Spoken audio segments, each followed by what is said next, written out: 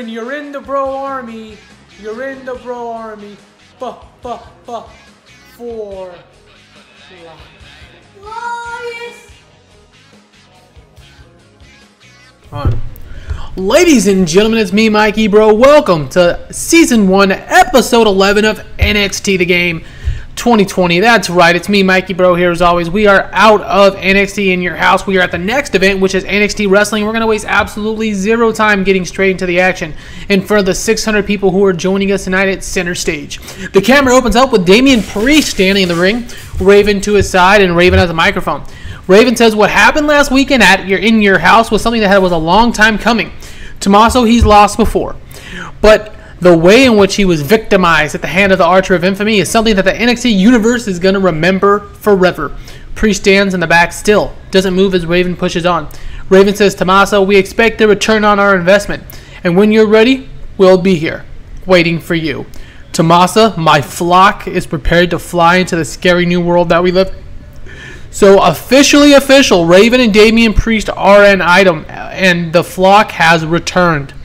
The Flock, for those of you who are unaware, was a WCW group led by Raven. This time he can't wrestle, but what he can do is talk, and talk really good. Ciampa looked great as he was being addressed, obviously off camera. Hartley Jackson did a crappy job, but a 47 to open up the show. And in the opening match, and about that had good wrestling and a decent reaction from the crowd, the Lucha House Party, Kalisto, Metalik, and Lince Dorado defeat and upset the Undisputed Era, Roddy, Bobby, and O'Reilly, when Metalik pinned Roddy with a fireman's carry driver. 50, 52, 56, 60, 50, 16. Absolutely great matching of two really strong groups in terms of in-ring ability. And got the match. This announcing lifted the match. This match got hot. I should note right now that Mauro Ranallo is being called up, and as such, I've had to poach Kevin Kelly. I'm trying to keep NXT as close to NXT as I can.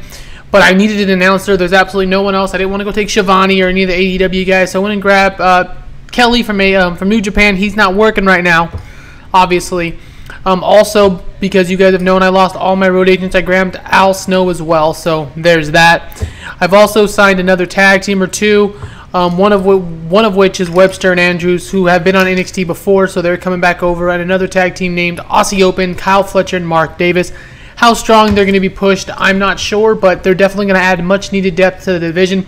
We've lost 11 people in total to WWE since we're playing at the developmental company and WWE can grab them. So we're trying to grab some guys before WWE takes us, and we're really left high and dry here. I have no idea how many guys are going to take, but it's not looking great. Gargano leaves after next episode himself, so you'll see how that plays out later. It sucks. After the match, Metalik slides out of the ring. Roddy Strong shocked as LHP just upset UE. Alright, so Kalisto did not do well, but Metalik and Dorado did. Katz was terrible. The Undisputed Airline storyline has advanced, as has It's a Lucha House Party. 43. Alright, next up, and about that had Subpar Wrestling and Little Heat. Isaiah Sir Scott defeated El Hijo del Fantasma with a quick, fast roll-up. Fantasma with a 44. Swerve Scott with a 35. The El Hijo No Mo storyline has advanced and began. The announcing gave it a boost. Are you sure you wish to control? No, we're going to go ahead and change the gimmick, and we're going to turn him hell. I understand that it gives us the negative rating, but we haven't turned Phantasma here, and we need to get guys aligned to where they need to be. Phantasma turns heel here on NXT tonight. Alright. As the bell sounds, El Hijo del Fantasma, frustrated at another loss, turns heel on Swerve. So, turned heel, he went off script, he did well after going off script. Previous events not doing well as a face. Interesting. Obviously, the notes at the screen beforehand prove that, and apparently they prove out. So, Phantasma and Swerve are going to be in a little mini program for a while on NXT TV. Nothing too major, but Phantasma has turned heel, and we'll see where this leads for both workers. 25. Next up, before the show, we got clips. This is a segment airing that says before the show. We get clips of NXT Cruiserweight Champion Jordan Devlin arriving. We see Devlin walking past Tyler Breeze and then stopping. Breeze turned his attention to Devlin, who looks at his championship, mocks Tyler Breeze for losing his championship match last week and the match previously to even let the veterans into the match. Breeze simply laughs and slaps Devlin across the face, which only catches Devlin off guard but pisses him off. Breeze says that he's a cruiserweight of weight limits, that is, and that championship will look great around Prince Pretty's waist. Whatever, says Devlin, still pissed off. Not like you can win the big one anyways. I've been watching NXT for years. Devlin walks off. Breeze looks annoyed, but he can't necessarily be wrong here. The Age of Devlin storyline has advanced. 47 overall here. Alright, so Devlin and Breezy tonight. We next get a recap of Rhea Ripley defeating Dakota Kai, Io Shirai, and Tegan Nox in a #1 contendership match, becoming the #1 contender. We then see a recap of Charlotte coming eye to eye with the newest member of the women's roster, Tessa Blanchard. Cats was terrible. We've advanced our segments here, which is the Queen of NXT and the Diamond in the Rough. Nothing really going on here, just kind of hyping what went on last event. 37. Alright, next up in a poor match, Tegan Nox defeats Dorana Purrazzo in 7:39. The bout dragged in the middle, which was only a 7-minute match, so that sucked. Purrazzo was off her game. They just don't click, which probably led to the negative rating as well, as Serena Deeb not doing great. The match did give the crowd a chance to take a breath, though, which is great, I suppose, if that's what you're going for. 26, Tegan Nox with a rehab victory here. Next up, we get a split screen of the NXT Cruiserweight Champion Jordan Devlin and Tyler Breeze, as that match is coming up next. So I'm not really sure what to expect here, but I expect it to be at least a 45-50 here. A 52, excellent. In a decent match, Jordan Devlin defeats Tyler Breeze in 13 minutes by pinfall with a moonsault. He makes his 5th defense of the Cruiserweight Championship, and we're kind of building up Devlin super strong, super fast, and I really want to get the NXT Cruiserweight Championship prestige up because there's a lot of indie guys I can sign with Cruiserweight abilities who aren't a part of NXT or AEW, and guys I can really build on and build with. So we're going to make the NXT Cruiserweight Championship a really strong championship. The North American Championship will be strong as well, but I envision the Cruiserweight Champion is our workhorse championship as well. So we're going to need a 52 here, Devlin with the victory. After the match, another big win. He just basically celebrates past Breezy, 53. Alright, next we get a recap of Karrion Kross's debut with Scarlett at NXT TakeOver In Your House, where the duo answered the open challenge of Keith Lee and took Lee's North American Championship in one hell of a stunning debut. Kross and Scarlett will be here, making their NXT wrestling debut next week. So I messed up with the spelling there. That's my bad on Scarlett. The You Cannot Endure storyline has advanced. 45. Next up, Jordan Devlin is backstage celebrating his victory with his NXT Cruiserweight Championship, smiling and taunting whoever is nearby, saying, "I'm unstoppable, the Irish Ace, no one can beat me," says Devlin as he turns the corner, but as he turns the corner, he runs directly into Johnny Gargano. "So," says Gargano, "I heard you're unstoppable. You're the Irish Ace.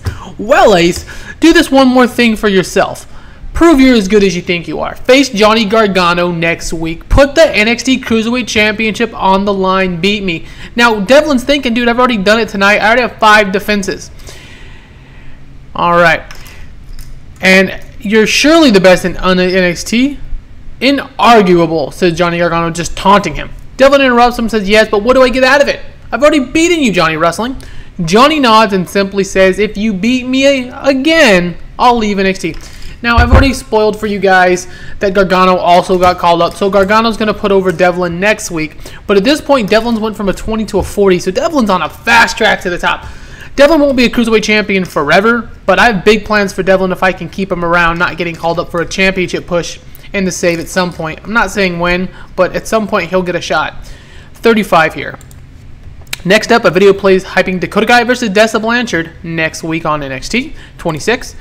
Also next week on NXT in a massive main event, it'll be Adam Cole, baby, the NXT champion, taking on one half of the former Bruiserweights, Pete Dunne. Alright, Hartley Jansen, you suck. 35. Alright, and in the main event, Keith Lee defeats Timothy Thatcher in 13:48 with a pinfall. This was a very good main event match. I knew it was going to produce a strong rating, so while Devlin and Johnny and Breeze could have went higher because their overnesses were better, I knew Keith Lee and Timothy Thatcher in-ring wise would deliver better, and I wanted to go safe in the main event tonight. This got the crowd hotter at a 49-47. Thatcher at about 30 overness, Keith Lee at about 30 and 42, I believe, in Southeast. Basically gets the job done here tonight. A little rehab victory for Keith Lee after losing his championship. Alright, a 38 overall, though. Absolutely terrible show after being in the 50s. That's just brutal. Apparently, they were annoyed at the non-wrestling segments. Okay.